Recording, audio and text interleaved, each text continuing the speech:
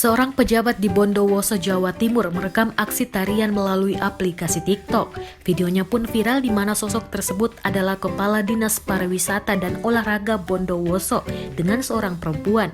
Video yang dibuat melalui aplikasi TikTok itu dibuat atas nama akun @ayuismail33 berdurasi 17 detik dan beredar luas melalui pesan WhatsApp.